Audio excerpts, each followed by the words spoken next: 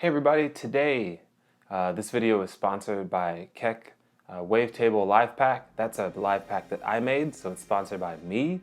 You may ask, why is it sponsored by me? Because I need money. So I'll put a link to the description right here and let's get started.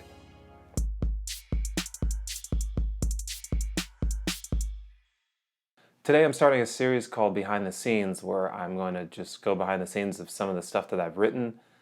Many of you guys probably don't even know my music. You probably just come for the videos and then jet out, but that's cool, whatever. I'm not sad.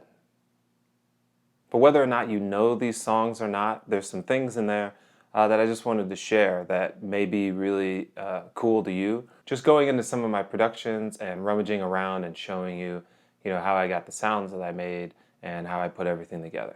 So this behind the scenes is about my Ableton One thing that I did. That's available on the Ableton site. You can watch it on YouTube as well, and on Facebook, I think. Maybe Twitter, I don't know. But yeah, it was a really cool experience. Not an experience I ever thought I was going to have.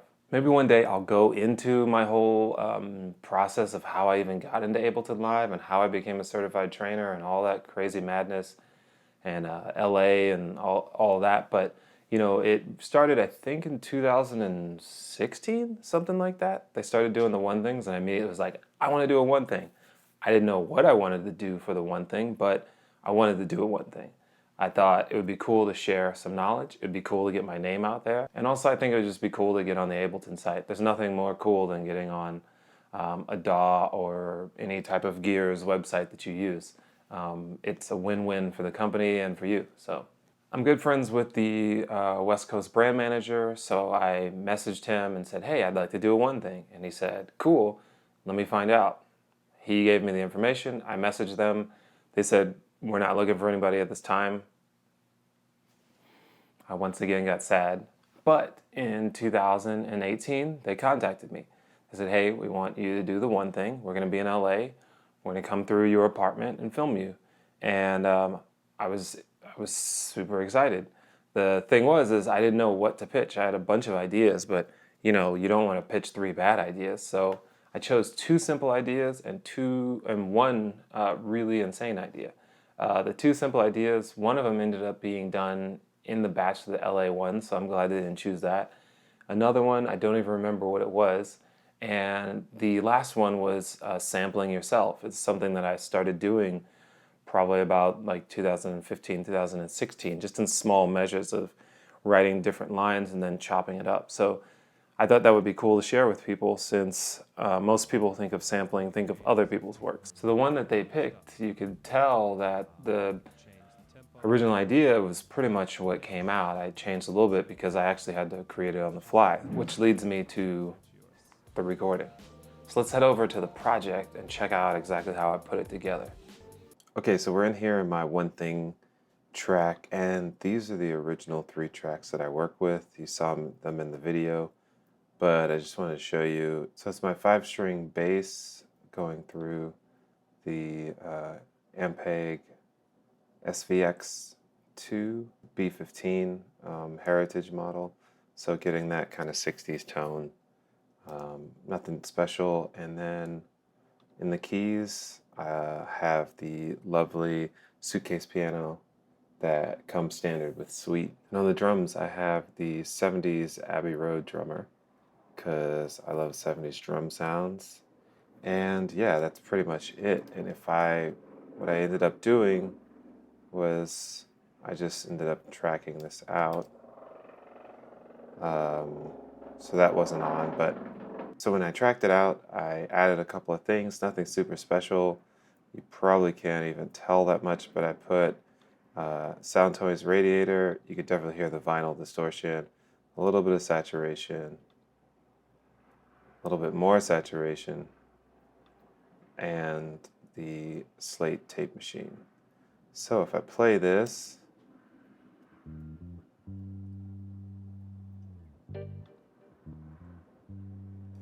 so the volume goes down a little bit, it's a little bit wider, and I kind of make it thin, kind of gritty. Also, I have the iZotope vinyl with a warp depth of 24. So it's just slightly. So just enough to kind of move, but not move too much. Add a little bit of warp to it. Then I just tracked that out, brought it back in like you saw in the video. The track ended up being 92 BPM. I changed it quite a bit. I actually don't know if that's the actual tempo, if it was 92 or 94, but the final was 92. So if we go here, we can see, I'll collapse this because that's the original tracks. I made a couple of takes here, and then I just sparsed them out throughout the track. So the chops kind of change a little bit here and there, but not too much. Go away, helicopters. So in this track, you can see I cut out some of the bass so I can have room for the kick, little subtle limiting, and the virtual mix rack by Slate. So I get a trimmer on here, some compression, some lift, and since it's going into the analog domain, I lowered it, did all the effects, and then brought it back up. So let's just solo that, and let me make sure it's processing through the mixer stuff. Actually, let's turn that off for right now. Let's just hear it without any other processing but the track. So let's hear it normal. And then with the processing,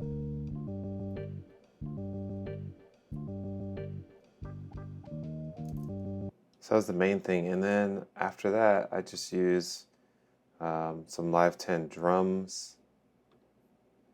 They've really stepped up the game in Live 10 with the drums, so I've actually not been using a lot of outside samples for the most part. I add my own in later, so if I'm like, oh, this kick will work for now, add it in later, or I'm like, oh, I'll switch out maybe just the hi-hats but leave the Live 10 drums as is. So let's see then.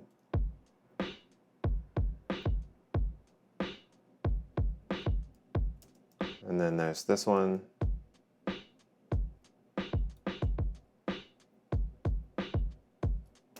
And then same as the chops, I just made different sequences inside. So yeah, it's just like 4. And then I cut them up and added changes, I think, actually in the arrangement view.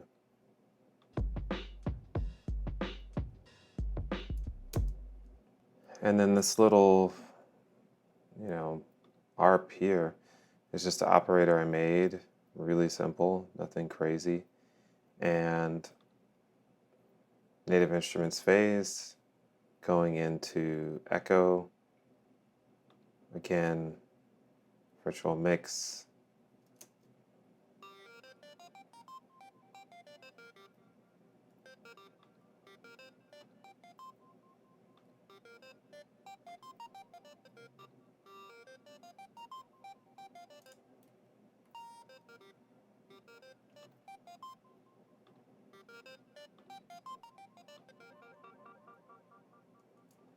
So if I take off the phase, echo, you could see.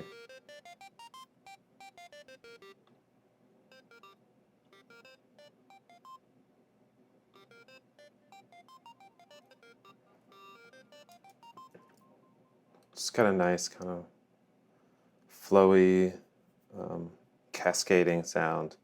I really like a nice phase. It's really fun. It's really easy to get a nice sound out of it. Virtual tape machine, always changing stuff out. It always just adds a little bit of fullness, no matter what to me. So put it on quite a bit. Then here's effects. So I ended up sampling myself. So Blast Off from Man on Mars. This is the beginning piece, and I just tucked it.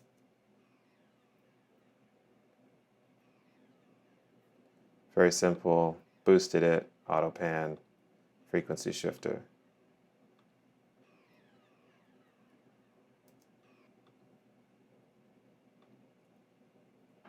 Cut the lows in it.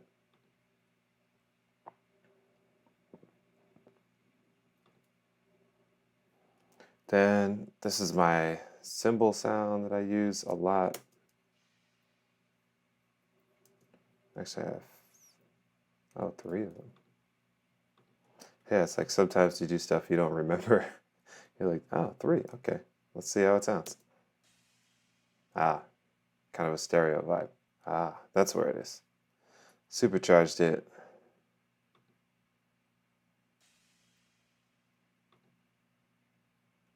Verb Classic. I was actually testing a lot of Slate stuff on there.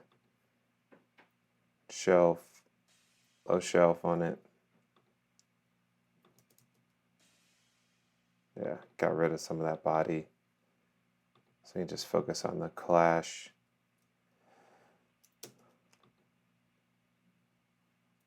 Let's see here, a little bit of EQ.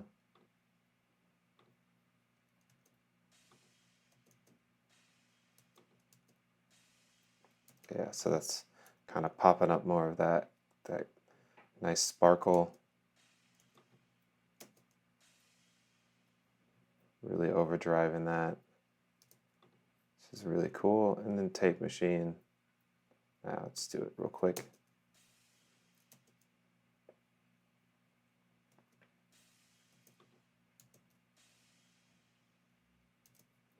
Not much, but like I said, I use it quite a bit. So yeah, that's really all the parts until the end. So I have these main 2 things as the elements at the end.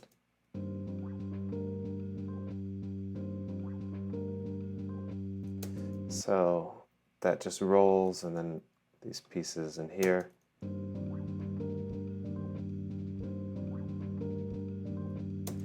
So by themselves, they sound kind of sloppy, and I'm totally cool with them being sloppy. Stuff gets kind of masked, actually, once all the pieces get in.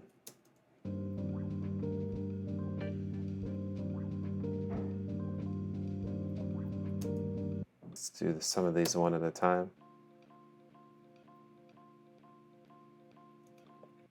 So I just took multiples, changed the sequencing. And then here's the beat on this outro.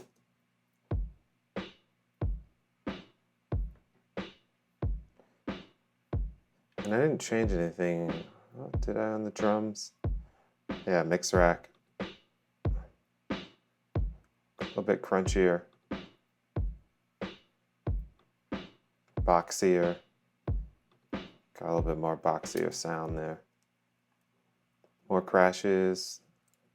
And that's it, really.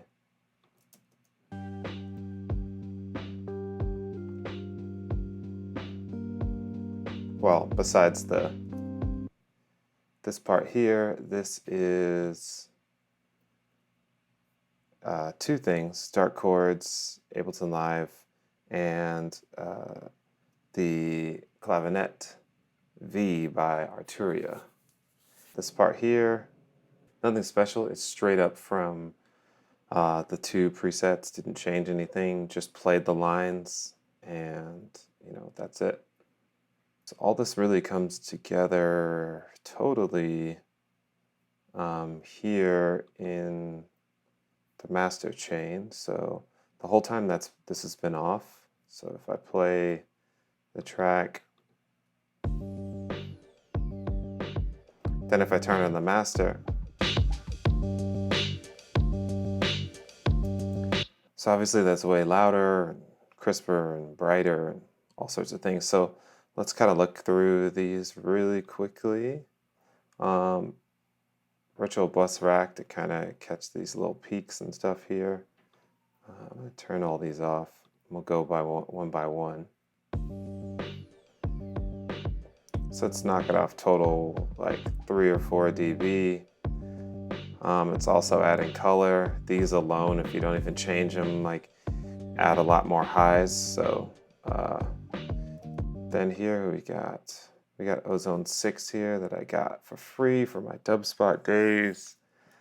I think I'd love to get 8, but cash. So this is adding some width.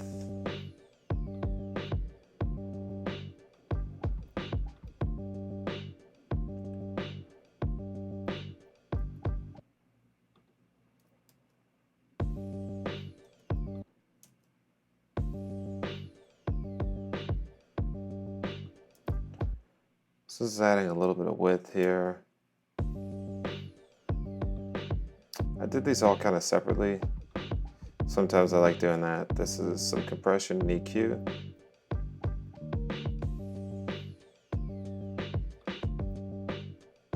It's a little bit brighter, opens it up, takes out some of the muffling.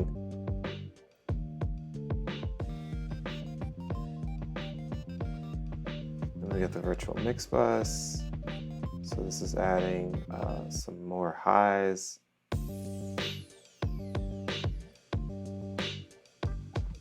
Getting really hear those cymbals, and the hi-hats might have been a little bit too much, but you know, you like to take chances. Virtual tape machine.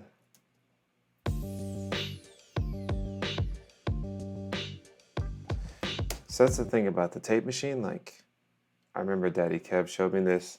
He was like, listen to the hi-hats before and after the virtual tape machine. So listen to the hi-hats before and after the virtual tape machine.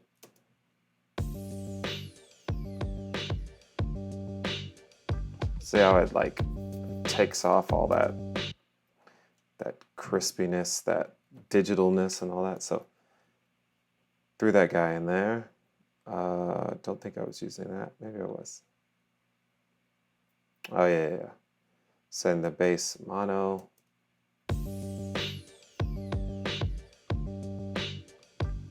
Probably not much bass that wasn't mono. Supercharged it a little bit.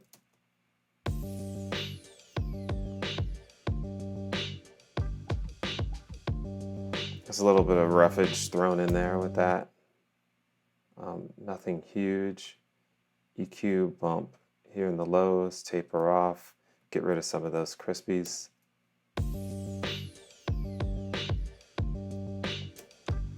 Second to last is the limiter. So I just put on true peak limiting, put it at 1.1 because the next thing that I'm going to show you was saying that it was going over. And, you know, I don't really care about these. I just kind of listen and choose one.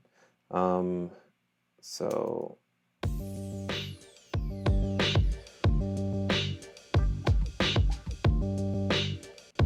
there's this thing I got from the CT program a couple of years ago that I've used a number of times on some things that haven't been released yet, but until this one. It's called Levels, and it's by Mastering the Mix, and it's a nice, handy utility. You could use a bunch of different utilities, but this one's actually pretty cool. It gives you different mastering types and mixing types for different outputs of media. So right now I've got it on Spotify, and this will give me my peak and tell me how I'm doing on the peak.